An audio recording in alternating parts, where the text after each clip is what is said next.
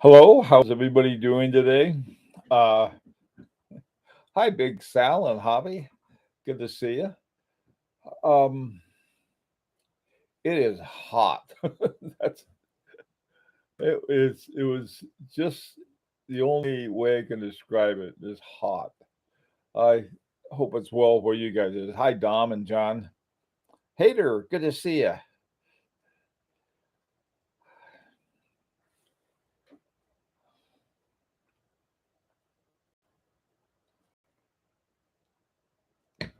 I haven't even had my first cup of coffee. Okay, doke. We got a whole lot of stuff that to talk about. What I want to start with is to ask you guys individually, saying, look, what is one feature that you look for in a watch? Okay, and let me add a caveat to that. We'll say, well, no, I won't add the caveat. Just say, look, you're talking to a person who's just starting off in watch collection, watch worth collecting and so what would you say? The one to look for. Hi, Gabriel. Oh, good to see you. Very hot in North Texas. Years ago, I lived in El Paso, and El Paso was seemed to be hot all the time, especially in the summertime. It was dry heat. There was almost no humidity to speak of, and people use these swamp coolers, and they work like a champ. They'd humidify in a cool way the house. Really amazing. Um, Hi, Tim Jr. Jacques, how are you? Good evening from Tokyo. How are things in Tokyo? Climbed out of my icy cold what bed this morning. Boy, I had a hard time getting out of mine. Hi, Lee. I can't imagine the weather in El Paso nowadays. Way too hot. It was, it's funny. You just stay indoors for the most part. Um, I'd heard more about New England winters than anything else, but I'll tell you, it's sort of funny is that during the wintertime, we say, oh, I can hardly wait till it's summer. And then in the summer, oh, it's hardly wait till it's winter. We've got great falls and springs. Hi, J-Man. How you doing? Koji, Viva Air Conditioning. Yeah, that's one thing that, uh, the air conditioning, you have to have that on almost all the time recently. And we have solar electric, so we don't have it. It doesn't affect our power bill at all. I mean, we used our power bill what they are now, and so that's like next guy that tells me solar doesn't work, I'll tell him fine. Hey, Brendan was just on Cape Cod. Yeah, yeah, Cape Cod is hot. Every place is hot up here right now.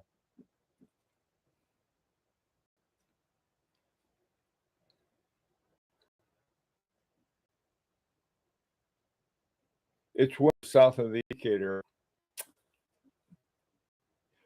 One time, my wife and I went down to Argentina.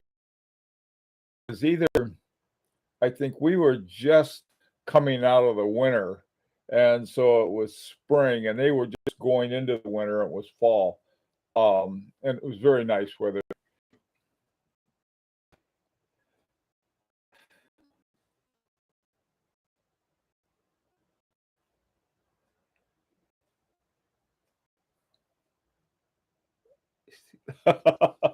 Yeah, Rich. It used to be cold. No, I lived in Tucson.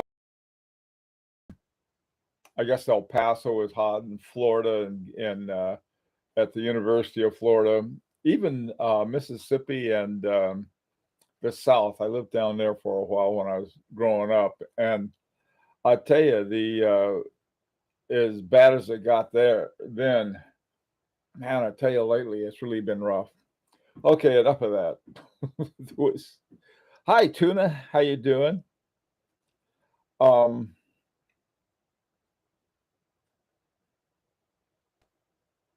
Tony. Hi, Tony. Josh, now you said you're in Tokyo. Tokyo's hot, right? Wow, man, it's hot all over the place.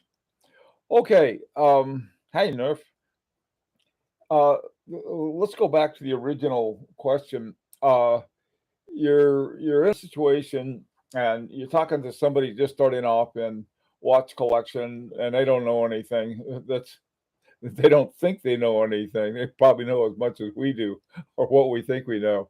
So you're telling them, you say, well, what's important to look for? You know, you're going to start collecting watches. This is what you have to look. When I started out and got a Patek Philippe, and it was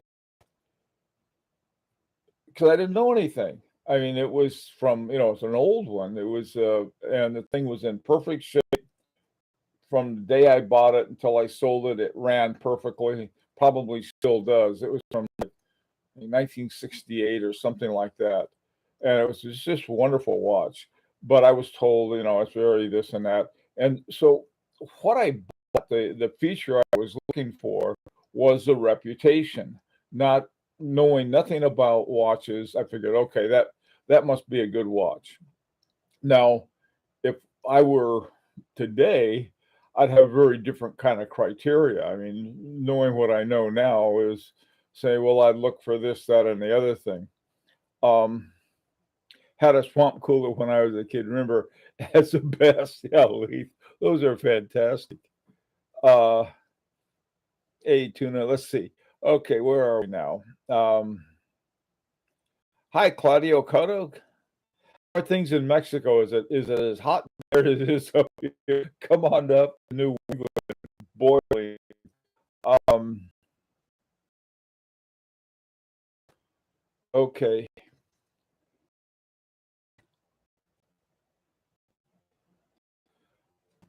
Oh, let's see. Electronic components are overheating.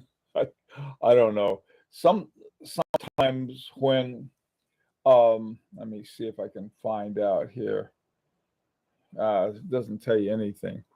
Reboot. Okay, buffering is still buffering. Sometimes the connection drops.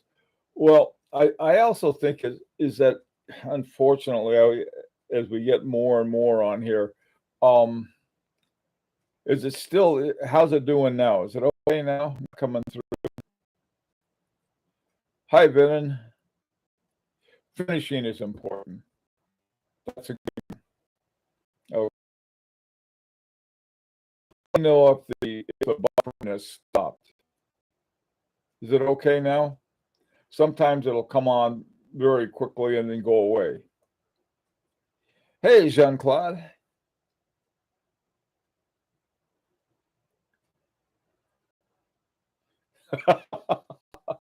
Hey, Neff, that's when you pour your gin on the keyboard, huh? That would make my keyboard frisky. Hey, Geezer. Uh, okay. How's the buffering? Is you need to wear your metallic beret to boost with a wheel signal. It's okay, but also dropping out. Yeah. I think what'll happen, it'll sort of come and go. There's a certain number of connections we get. Oh boy. Years ago when I used to write code for this kind of thing, and there were all kinds of things we learned to do to minimize buffering, and it usually had to do with lowering the quality of the picture and this doing other things like that. So, well, we'll see how we do. Hey, geez. Now, all right, guys. All right, so we got some things to look for. Let me say general things. One, like I said, I look for the reputation. which now, in my opinion, has changed dramatically. Two, somebody mentioned finishing, and another important thing I think to consider. You look at finishing. It's a funny thing though. You have some of my favorite watches are sort of what I'll call um, sort of a very they're they're finished, but they're not. They're finished in a very Spartan way. I'll call it Spartan finish. Harboring two. Look at a harboring two. You're not going to find any little pieces of metal sticking out or anything like that. But you're not going to find any kind of anglaise or the other things with good finishing. But it's something still I have to look at or look for. It's important. Yeah, Tony, I think that I've seen some people, I know some people who love watches and they buy cheap watches on basis on a budget, but they've somehow fancied up the dial or they've done something like that because and that makes them attractive. But um, the trick with budget, I think if you have a low budget, you can really learn a lot about horology. And the reason for that is that you have to find something that other people don't know about, okay? Or you have to invent something. My invention was on the movement, the Jacques 736 movement. It's got a wonderful story about a guy who went to prison because of his involvement in bank robbery and or not bank robbery, but robbing stuff. And there's a big story behind it. And but that movement was, I think, one of the few shaped movements from that sort of set of things. And watches, for the most part, aren't that expensive, and so you can find something within the budget. And I did it with, but it's sort of fun to collect. And I did it with my Jacques 736s. And as far as being great watches, they're all over the map. One that my wife has is a gold Dunhill with it, and it's got a faceted glass on the dial over the dial. It's a fascinating watch, but the reason I was attracted to it was this stupid thing I came up with. Like, oh boy, I guess Jacques 736 is going to be a valuable movement. They're interesting.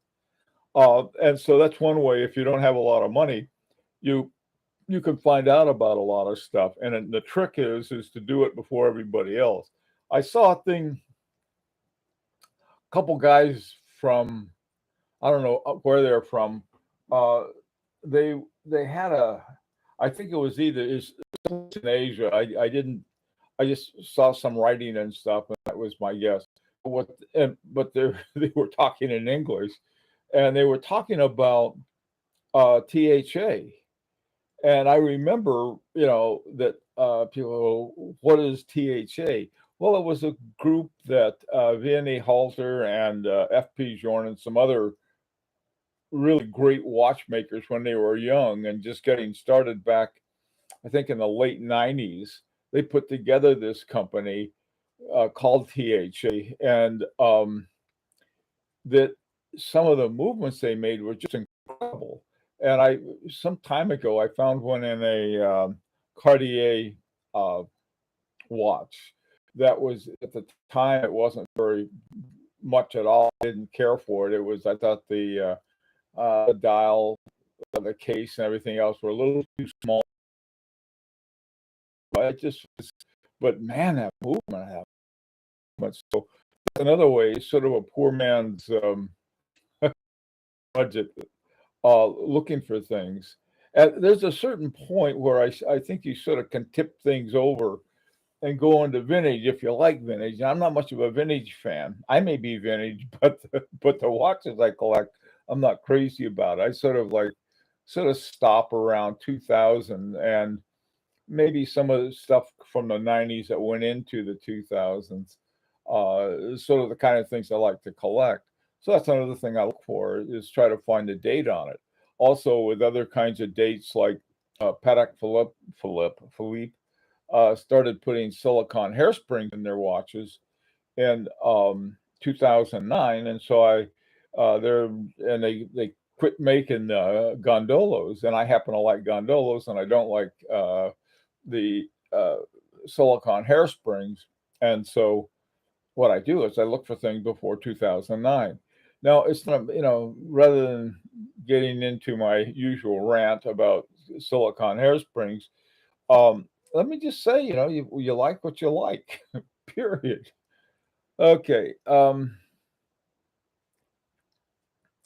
Okie doke. J-Man, Laurent Ferrier movements look Spartan to me while still being highly finished. Yeah, it's a funny thing, J-Man, with at least with me and Laurent Ferrier. I've always loved the looks of those things from the movement elsewhere. And I went down to this watch shop in New York City, Cellini's, and I would just try them on. And there was something about them that just they were too light. I like heft in my watches. Now that isn't taking away from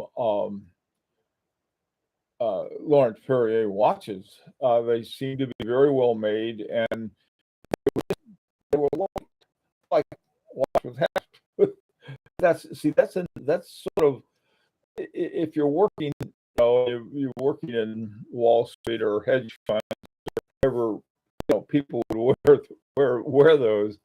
You may not want to know them too much, and it's very light with a business suit and so forth. Probably a great thing. By the way, too, Laurent Ferrier's got a sports watch. Finally, I guess they have now that Patek Philippe got rid of their Nautilus. I think the Aquanaut, they still have that. And then there's the Royal Oak and the Overseas. But now the sports watch that Laurent Ferrier came out is in the GPHG, the Grand Prix this year. So, people like that style. So that's another reason that somebody may pick up on it. It's a funny kind of thing. For me, it's a significance in historical. If the watch movement is true or quite similar to a vintage model, if it's modern, or mostly I go vintage. Yeah, Jacques, the thing about vintage is you can learn a lot about watches by vintage. In fact, the first, like I said, I guess a Patek Philippe Calatrava from 1968 would be very much considered vintage. I have another one from a Beauvais, what's it called? Monoretrapont, 1940. I got that for the Rattrapont, a one-handed Rattrapont. Let's see. The goats ate the transmission cable. Hey, be nice to my goats. They're down to 2 goats now. I think a couple of them died for something, either old age. I miss them, but we have still a couple down there chomping away on the grass. That's even without rain, the grass somehow got pretty high. Okay, let's see. Claudio, I like to have a JLC pulsometer master chronograph. Plus, it is a great value for the money relation with superb finishing. Okay. Quality. Hey, Raj. Hey, Steve. How you doing? Jean-Claude. Let's see. Bill, thoughts on Gronfeld? But also interesting in that it's very unique when you look at the back, and there's no mistaking what it is, in my opinion. Another watches I'd love to have. Excellent. They're fantastic. This Gerbel Force. That's another brand. I mean, that's another watch I'd really love to have. You get to a point, it's sort of in my head somewhere. I said, okay, I can't have that because I don't want to spend that much money on it. I mean, I spend a lot of money sometimes, but there's sort of a limit, and that's where the budget comes in. And I think it's important to be responsible with budget, because if you're not, yeah, a lot of crazy things can happen. Boy, I tell you, I would hate right now to buy a watch on a credit card. Because man, I tell you, it'd be like making a house payment on a credit charges they have now, and that's because of they're trying to back down the inflation. Okay.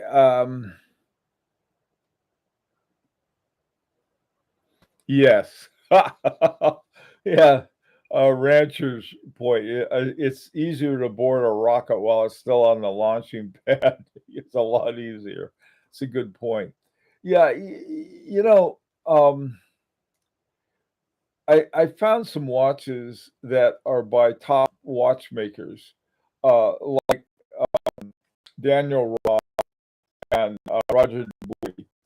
Both of those, and they suddenly they disappeared. Just like, I mean, they disappeared in two ways. One, the prices went up, and two, there just wasn't anything available. I mean, things like, um, oh, the Easy Diver. Those used to be around, two, three, 4,000 right now, and now they're up around between 7 and 10. And then they have some really goofy looking ones that I wasn't interested in. But some of the older ones and some of the really classy ones, they're gone. And I think what's happened is that watch collectors aren't probably as the ones who make the most noise, and they're hollering that you know, they like a certain brand of watch and it's the best and nobody else knows what they're talking about. Those guys aside, I think you have a lot more watch collectors than most people realize, who really do understand looking for the quality of the watch and knowing where to find it. Uh, what Daniel Roth made watches between, I think, he's got a really interesting history.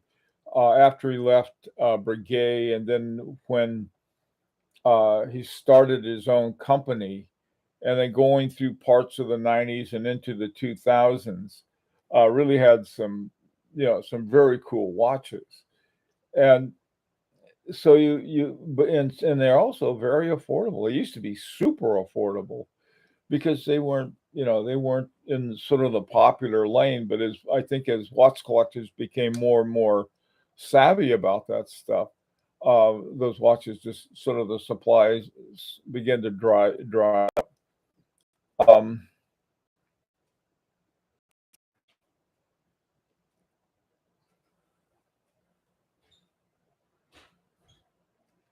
yeah, Joas, I know you're right about that. Joas's point is that the total price includes a budget for service and so forth, taking care of it.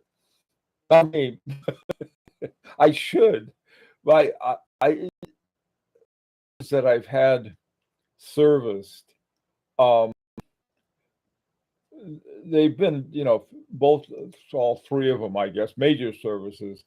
It's been around between $3,000 and $4,000, and getting hit like at 1,800 or 1,000 at a pop, um, isn't that's something I can handle. Now, on the other hand, some of these guys, they send their watch off, and it comes back with a bill that's more than they paid for the watch, and so yeah, you got to watch out for that stuff. But by and large, I don't know. I sort of let my watches go until they stop working, and then I'll have them serviced. One of the watches I have the most trouble with is my FP Journe's CS loves to get magnetized, and so I bought a demagnetizer for that. And those kinds of things, a little service you can do yourself. Also, keeping them in a dust-free case and a few things like that, I think are important.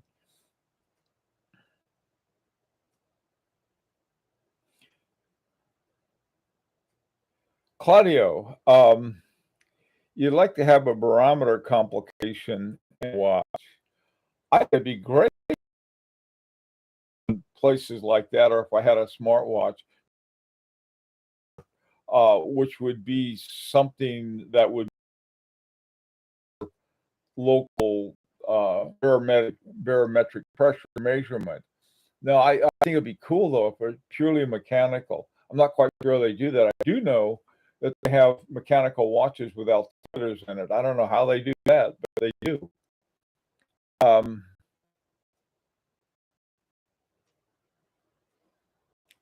you hit up on it. Quality is the defining characteristic. Ultimately, it is. Yeah, I think so. There's something else too. I keep going back to this. Years ago, I saw this guy collect these.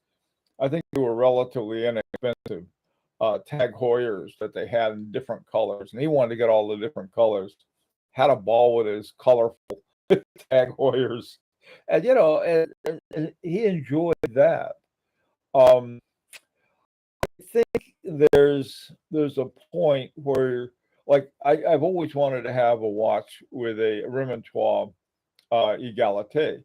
I don't have one of those, but I would really like to have one. So I've always sort of keeping my eye out for something like that, and those kind of things. And on the other hand, I also know that they're very expensive, and so it's sort of like on a back burner. And if I ran into one that I could afford, yeah, that's fine. But on the other hand, I try to delude myself into thinking, well, on any day now, one's going to pop up. It hasn't happened yet. Think about how you use watch like chronographs. I really need that complication to benefit from as I work with clients in different time zones. Yeah, Tony, I'm sort of the same way about chronographs. Uh, I've got a couple chronographs. I was sort of one and a half chronographs, I guess. But chronographs, that just, to me, they take up a lot of space on the dial. A lot of people love them though. And okay, that's great. Same thing with a GMT or world timer is what I'm still looking for, a true world timer. A GMT watch, so is always great to have. Oh, they had barometer fobs. I didn't know that. Thanks, Tom.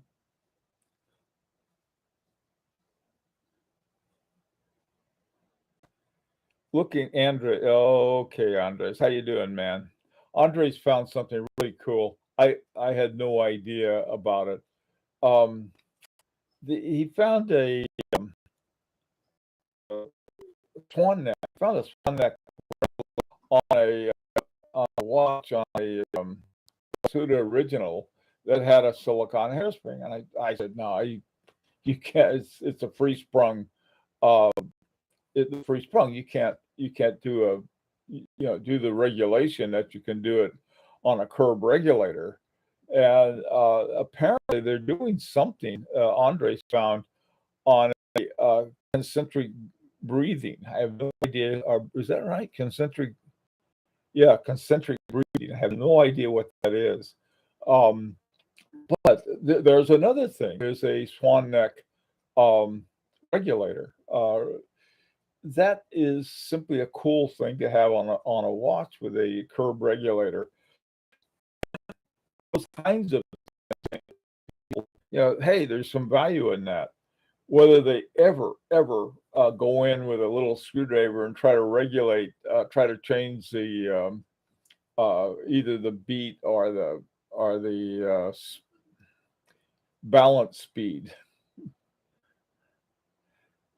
Uh, GMT and a couple chronos on the daily, but when I wear my chronos, I try to use them. If people like it, that's the other thing too.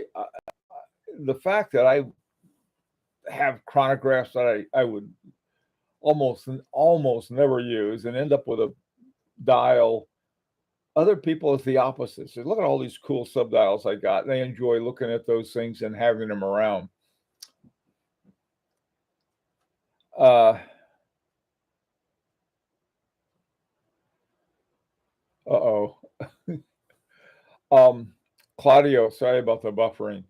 The Koji said that they used to have them on pocket watches, on the fobs, had a little barometer.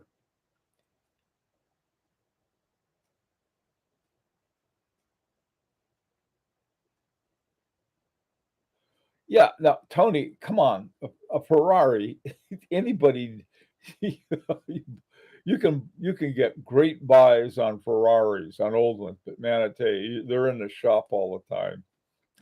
That was it was sort of like the Silver Shadow Rolls Royces. Those things were they had a lot of problems with that. Of course, if you wear Easy Diver, you can walk up to someone wearing a sub and ask if they have a Geneva seal. That's true, and it's funny. I don't know why.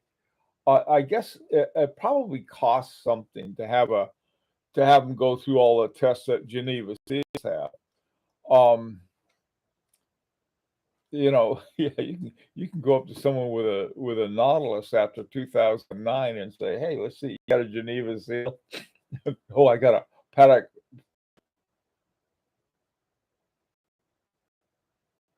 Yeah, Andre, yeah, that geophysic universal time.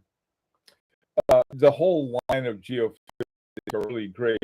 Here's an interesting thing is that most watches they could care less what collectors like. They're going to make watches that they can sell a lot of, and that's sort of the average Joe going through and walking into a watch store and having a salesman, say, "Hey, this is what this is. You can buy this, or this," and someone's going to look at it and look some feature on it, and are going to want it, and that's what they're going to sort of the audience that they're playing to. When I think when Rolex came out with those perpetual oyster perpetuals with all the different colors a few years ago, trying to do because I like different colors, but I don't know. I don't know if most guys like them or not. And they're the major market, or they could be trying to open up. Women are much better with color, and that could have been it. Say, we're going to have more women's things in it. Okay. Yeah. Yeah. I mean, listen, collecting expensive watches makes no sense at all. There's nothing practical about it. It's sort of like Ferraris. You can understand it, but it doesn't make a lot of sense in so many other ways. Um, but that's neither here nor there. Anyway, um, I just thought, maybe it'd be a good time to talk about that and to looking at things that are looking at aspects of what really is the most valuable thing in a watch aside from the name or the reputation. And I think that as things get, the expenses go crazy, I think it's going to be more and more important to look at those things, figure out how to get them in a watch that you like. Do you think that those crazy colors will still be popular 10 years? I don't know. I have no idea, Lee. It's a good question. I like colors, and I even though I don't have, I mean, my most colorful watch I think is my brown one. It's got a brown dial. But I would like a green one someday, and maybe a red one. I'd love to have one of those mad red H Mosers. Anyway, hey, you guys, I'm out of time. But thanks for. I'm sorry about the buffering. I don't know what causes that. I have a feeling it's the more connections we get on these chats, the more problems we have like that. Anyway, okay. Take care. Stay cool. And if you're around this afternoon, I'm going to be thinking of some things related to this that we can talk about.